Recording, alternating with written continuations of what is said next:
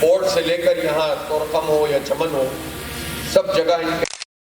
اور پھر ہوا یہ کہ جب افغانستان میں افغان طالبان کی حکومت ختم ہوئی اور امریکہ کی مرضی کی بنائی ہوئی حکومت وہاں قائم ہوئی، تو عملاً تو امریکہ کی حکومت تھی. اس پورے عرصے میں دہشت گردی فروغ پانے لگی، اور بھارت جو ہمارا دیرینہ دشمن ہے، اور وہ تو قبائل سے اس لیے بھی نفرت کرتا ہے کہ جو کشمیر اس وقت آزاد ہوا ہے وہ بھی فوج نے تو آزاد نہیں کروایا تھا، وہ بھی قبائل نے ہی آزاد کروایا تھا.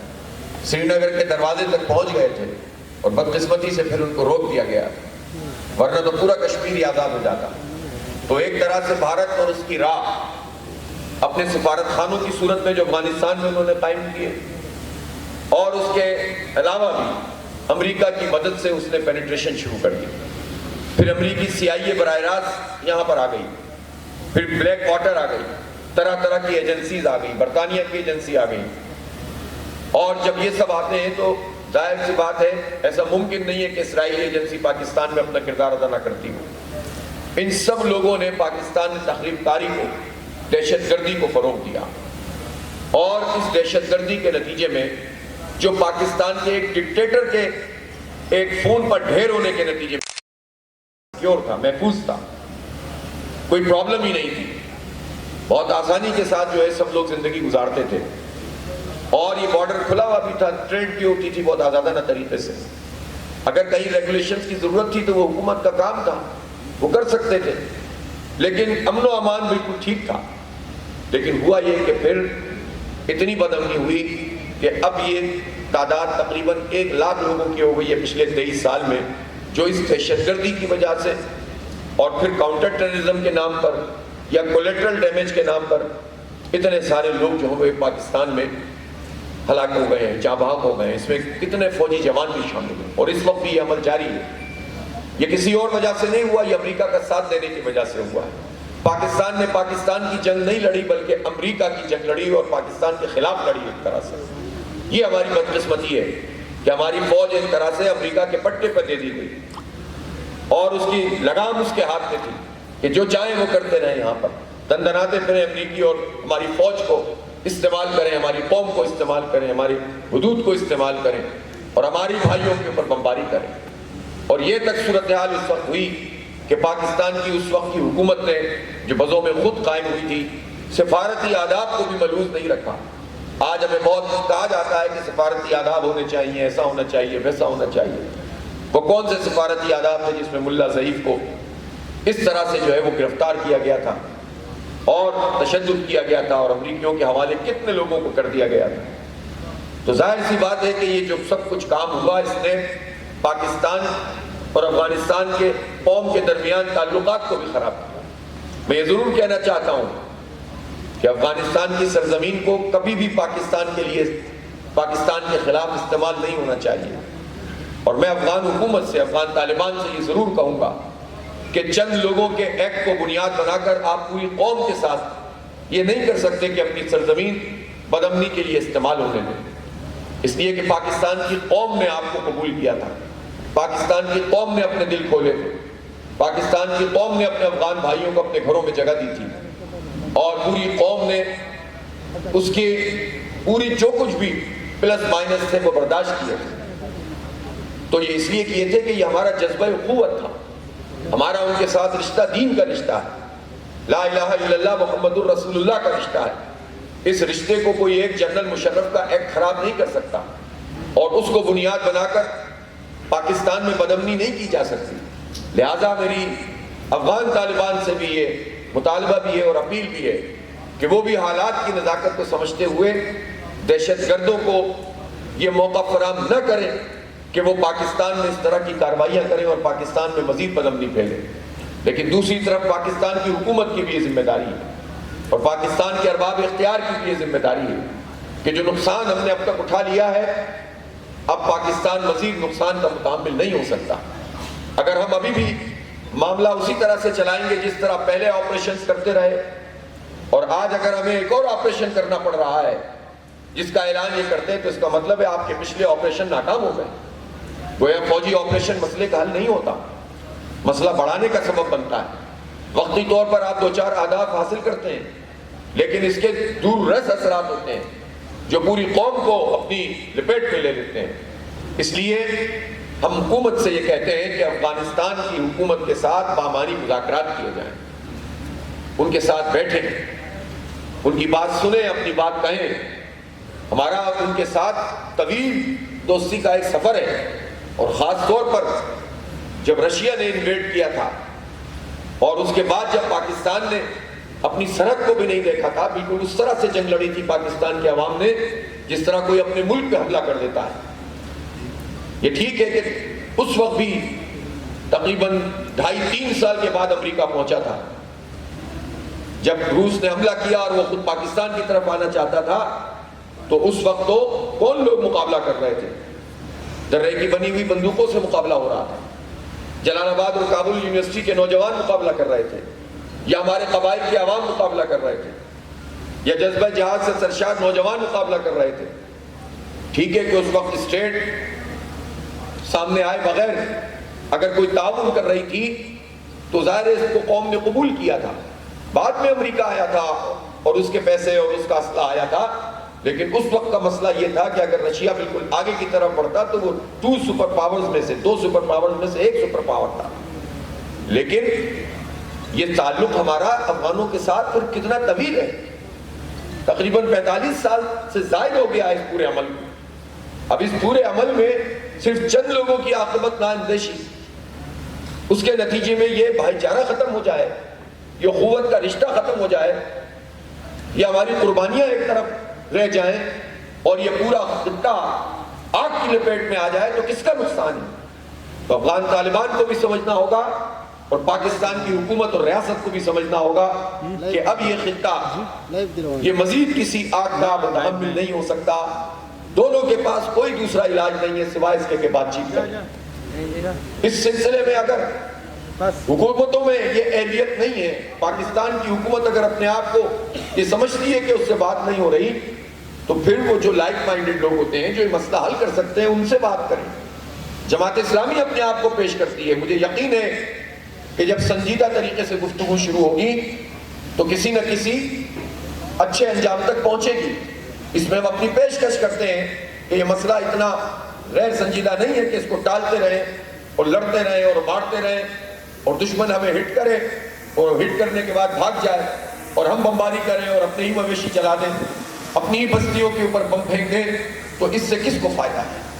کسی کو بھی فائدہ نہیں ہے. لہذا مسئلے کو حل کیا جائے. میں اس بات کی بالکل تائید کرتا ہوں کہ افواج پاکستان کا کام ہماری سرحدوں کی حفاظت ہے. افواج پاکستان کا کام پورے پاکستان کو تحفظ فراہم کرنا ہے، سرحدوں کو محفوظ کر کے. لیکن افواج پاکستان جب سویلین ہماری فورسز کا کردار ادا کرتے ہیں، جب پولیس کا کردار ادا کرنے لگے، تو پھر اس کے نتیجے میں یہ معاملہ حل ہوتا نہیں ہے، بگڑتا چلا جاتا ہے. اور ہمارا طویل تجربہ ہے اس معاملے میں. لہذا افواج پاکستان کو اس کو ریئلائز، بجائے اس کے کہ لوگ جرگہ بنائیں، احتجاج کریں، گولیاں چلیں، پھر جرگہ بنائیں اور پھر طے کریں کہ افواج کو وہاں سے نکال لیا جائے، یہ نوبت نہیں آنی چاہیے. کیوں ہماری پولیس اتنی سمارٹ نہیں ہے؟ کیوں وہ چیزوں کو ہینڈل نہیں کر رہی؟ اس کو امپاور کرنا چاہیے، اس کو بااختیار بنانا چاہیے، اس کی تطہیر کرنی چاہیے، اس کے اندر جو اتنی خرابیاں ہیں اس کو دور کرنی چاہیے، بجائے اس کے کہ اتنا بڑا محکمہ ایک طرف کر کے افواج خود آ جائیں. تو اس سے کس کو فائدہ ہوتا ہے؟ خود فوج کو نقصان ہوتا ہے.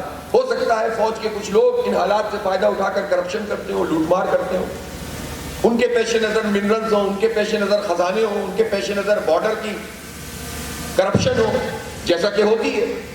لیکن چند لوگوں کی وجہ سے پوری فوج بدنام ہو تو پھر یہ کس کی ذمہ داری ہے؟ یہ فوجی سربراہ کی ذمہ داری ہے کہ اپنی ہی فوج کو بدنام کرنے کا جو لوگ سبب بن رہے ہیں پھر ان کو کیفر کردار تک پہنچائیں.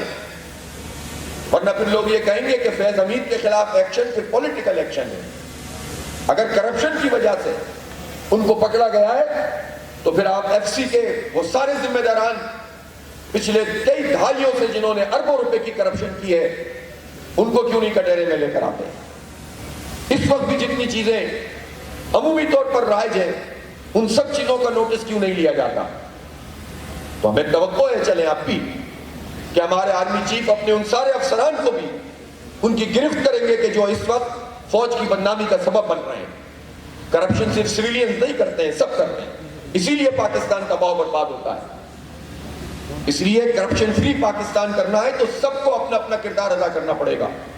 جو جہاں روک سکتا ہے روکے گا، جو اپنا حصہ چھوڑ سکتا ہے چھوڑے اس کرپشن کا حصہ، تب لوگوں کو اعتماد ملے گا۔ ورنہ صرف باتیں کرنے سے مسئلہ حل نہیں ہوتا، طاقت کے استعمال سے رٹ قائم نہیں ہوتی۔ پورے ملک میں یہ رٹ قائم ہو نہیں پا رہی ہے۔ بندوقوں سے کبھی بھی پوری کروڑوں انسانوں کو ہینڈل نہیں کیا جا سکتا۔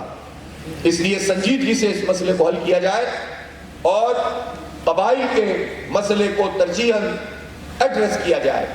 قبائل کا مسئلہ کیا ہے؟ جو زم ڈسٹرکٹس ہیں ان کا مسئلہ یہ ہے کہ کوئی ایک یونیورسٹی بھی ان تمام جو ہے وہ قبائلی علاقوں میں موجود نہیں ہے جو اب ڈسٹرکٹ بن چکے ہیں۔ کوئی ایک میڈیکل کالج بھی موجود نہیں ہے۔ پروپیگنڈا تو کرتے ہیں کہ تعلیم ہونی چاہیے، بچیوں کی تعلیم ہونی چاہیے۔ بچیوں کی تعلیم کے ادارے کتنے ہیں؟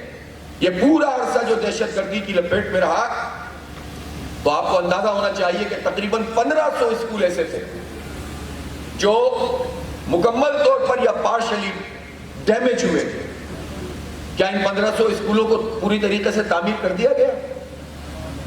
یہ جو 1,18,000 گھر ڈیمیج ہوئے اس پورے عرصے میں، جو بہت یعنی UNDP ہو یا اور بھی بہت سارے ادارے ہوں یہ اعداد و شمار وہ دیتے ہیں، تو ان 1,18,000 میں سے کتنوں کو کمپنسیشن ملی تھی؟ کتنوں کے گھروں کو درست کر دیا گیا؟ یہ جب نیشنل ایکشن پلان تھا اور اس نیشنل ایکشن پلان میں بہت سارے اختیارات دیے گئے تھے، ان اختیارات میں سے اسی نیشنل ایکشن پلان میں یہ بھی تو طے ہوا تھا کہ ایک کائنیٹک ایکشن ہوگا، ایک نان کائنیٹک ایکشن ہوگا۔ کائنیٹک ایکشن میں ہم دہشت گردوں کو پکڑیں گے، کارروائی کریں گے، اور نان کائنیٹک ایکشن میں ہم انفراسٹرکچر کو ٹھیک کریں گے، جو بازار تباہ ہو گئے ان کو درست کریں گے، جو اسکول خراب ہوئے ان کو بنائیں گے، روزگار کے مواقع پیدا کریں گے اور تعلیم کے مواقع پیدا کریں گے، کھیلوں کے مواقع پیدا کریں گے۔ کتنے % اس پہ کام ہوا؟ کہیں جائزہ ہوتا ہے اس کا؟ جب آپ اپنی ہی طے کردہ چیزوں کو ٹھیک طریقے سے اس پر عمل درآمد نہیں کر سکتے تو پھر آپ امن کہاں تلاش کرتے ہیں؟ لہٰذا ہماری اس پوری بیلٹ کو امن کی ضرورت ہے، اس پوری بیلٹ کو اعتماد کی ضرورت ہے، اس کے نوجوانوں کو تعلیم کی ضرورت ہے، اس کی بچیوں کو تعلیم کی ضرورت ہے۔ یہاں میڈیکل یونیورسٹی اور ہاسپٹلز کا ایک جال ہونا چاہیے، یہاں پر روزگار کے مواقع ہونے چاہیے، اور ایک ایمرجنسی کی کیفیت نافذ کر کے یہاں پر حالات کو بہتر بنانے کی کوشش کی جائے، بجائے یہ کہ صرف سارا زور اس پر ہو کے کارروائی کیسے کرنی ہے اور پکڑنا کیسے ہے اور گولا کیسے پھینکنا ہے۔ اس لیے افغانستان کی حکومت سے بات چیت خود قبائل کے ہر قبیل جتنے بھی ہمارے زم ڈسٹرکٹ ہیں علیحدہ بھی اور مکمل طور پر بھی حکومتی سطح پر یہ جرگے قائم ہونے چاہیے۔ تمام اسٹیک ہولڈرز کو آن بورڈ لیں، پولیٹیکل پارٹیز کو آن بورڈ لیں، صوبائی حکومت کو اپنا کردار ادا کرنا چاہیے۔ میں وزیر اعلیٰ صاحب سے ضرور کہوں گا کہ ان کی توجہ اسلام آباد میں بھی ہے، لاہور میں بھی ہے، لیکن وہ اپنے صوبے پہ بھی کچھ توجہ دیں، یہاں کے امن پہ، یہاں کی تعلیم پہ، یہاں کے روزگار پہ، اس صوبے کو کرپشن سے فری کرنے پہ۔ بہت ساری شکایات تو سارے یہاں بھی موجود ہیں، اگر وہ اپنی پرفارمنس کو اچھا کریں گے تو اس سے صوبے کا فائدہ ہوگا، ان کی پارٹی کا فائدہ ہوگا۔ میرے خیال ہے ان کی باقی پارٹی کے لوگ ان سے زیادہ بڑی تقریر کر سکتے ہیں، اعلانات کر سکتے ہیں مختلف جلسوں میں، تو انہیں چاہیے کہ اپنے صوبے پہ زیادہ توجہ دیں تاکہ صوبے کے عوام کا بھلا ہو۔ ورنہ بہت سارے ایشوز ایسے ہیں کہ جسے انہیں ایڈریس کرنا چاہیے جو نہیں ہو رہے ہیں، ان کا اہم رول ہو سکتا ہے اس میں۔ اسی لیے صوبائی حکومت، وفاقی حکومت، پولیٹیکل پارٹیز اور عمائدین ہر جگہ پر ان کے جرگے بنائے جائیں اور ان تمام چیزوں کو پازیٹیولی مثبت ذہن کے ساتھ سوچا جائے۔ اور ٹھیک ہے کہ فوج کے لوگ بھی اس میں بیٹھیں، اس مرحلے کے پر ہم یہ نہیں کہہ سکتے کہ ان کو ہم باہر کر دیں گے، ان کو بھی بٹھایا جائے، پولیس کے لوگوں کو بھی بٹھایا جائے، اور پھر مل جل کر کوئی راستہ نکالیں، پھر ہر ایک کا اپنا اپنا آئینی کردار ہو۔ پاکستان میں پرابلم اس بات پر ہے کہ آئینی کردار لوگ ادا نہیں کرتے، ہر کوئی آئین کو پامال کر کے آنا چاہتا ہے، ہر ادارہ اپنے اپنے آئینی حدود میں چلا جائے تو پاکستان کا مسئلہ حل ہو جائے گا۔ لیکن جب یہ کام نہیں ہوتا تو اس کے نتیجے میں مسائل بڑھتے چلے جاتے ہیں، میں ایک مرتبہ پھر اپنے تمام دوستوں کا جو یہاں پر تشریف لائے ہیں، ہمارے عمائدین یہاں پر آئے ہیں اور انہوں نے اپنی جو تجاویز سے اس پورے جرگے کو نوازا ہے، ان کا شکریہ ادا کرتا ہوں۔ اور میں یہ ضرور کہنا چاہتا ہوں کہ دیکھیں، جمہوری حکومتیں اپنے آپ کو جمہوری تو بہت کہتی ہیں، لیکن ان کا طرز عمل اس طرح کا ہوتا نہیں۔ اب اگر یہ جو فوج یہاں پر آئی تھی یا اتنے سارے ایکشن ہوئے تھے، تو ایک طرف تو وہ پورا عرصہ تھا کہ جب 2001 سے لے کر یہ دہشت گردی کے خلاف جنگ کا معاملہ ہوا، اور پھر اس کے بعد 2004 کے بعد جس کا پروفیسر صاحب نے تذکرہ کیا کہ یہاں دہشت گردی کے خلاف ایکشن شروع ہوئے۔ لیکن پھر 2010 میں جب زرداری صاحب پہلی مرتبہ صدر تھے تو اس وقت انہوں نے action in aid of civil power regulation اس کو سائن کیا تھا، اور یہ سلسلہ چلتا رہا۔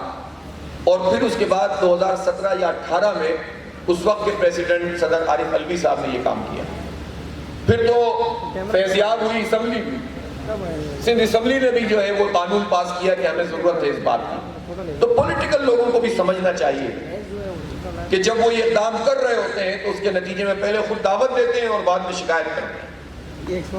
تو پھر اس کے بعد میں عنایت صاحب کو اس پہ خراج تحسین پیش کرتا ہوں کہ انہوں نے اس کی مخالفت کی، اس وقت بھی مخالفت کی۔ یہ جانتے تھے کہ وقتی طور پر جو چیز سب کو اچھی لگ رہی ہوتی ہے اور سب خوشنودی حاصل کر رہے ہوتے ہیں، بعد میں کتنی مصیبت بن جاتی ہے سب کے لیے۔ لیکن یہ ساری پارٹیاں اس طرح کے کام کرتی ہیں اور اس کے نتیجے میں سب بھگتتے ہیں۔ ہم تصادم کی بات نہیں کرتے، ہم منافرت کی نفرت کی بات نہیں کرتے، ہم تعصب کی بات نہیں کرتے۔ پورے پاکستان کو اس مسئلے پر گفتگو کرنی چاہیے، اور میں اس موقع پر جہاں پر خیبر پختونخوا کا مسئلہ ایک بہت اہم مسئلہ ہے، وہیں بلوچستان کے عوام کا مسئلہ بھی بہت مسئلہ ہے۔ اگر بڑی تعداد میں لاپتہ افراد موجود ہوں، اور خود یہاں خیبر پختونخوا میں اور ضم اضلاع میں یہ صورتحال ہے اور رہی ہے، جب بڑی تعداد میں لوگ لاپتہ ہوں اور کوئی ان کا پوچھنے والا نہ ہو، اور حکومت جو ہے وہ لوگوں کو بنیادی سہولتیں نہ دے رہی ہو، تو پھر اس کے نتیجے میں غم و غصہ پیدا ہوتا ہے، نفرتیں پروان چڑھتی ہیں، اور پھر یہ نفرتیں کچھ طاقتیں استعمال کرتی ہیں، اور اس سے ہماری سلامتی کے اوپر حرف آتا ہے۔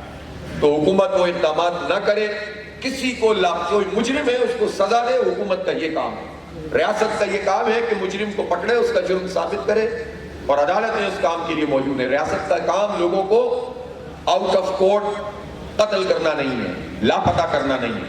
جب ریاست یہ کام کرے گی، جو سب سے زیادہ آئین کی پابند ہونی چاہیے، تو وہ کس سے پھر آئین کی پابندی کی تلقین کرتے ہیں؟ اب ایک عام آدمی سے تو کہیں کہ وہ آئینی حدود میں رہے، اور جو سب سے طاقتور ہو وہ خود اس حدود کو پامال کرے، تو پھر کیسے آئین پر عمل درآمد ہوگا؟ لہذا بلوچستان کے مسئلے کو بھی ایڈریس کرنے کی ضرورت ہے۔ میں ایک مرتبہ پھر آپ کا شکر گزار ہوں کہ آپ سب لوگ تشریف لائے، آپ نے توجہ سے سنا۔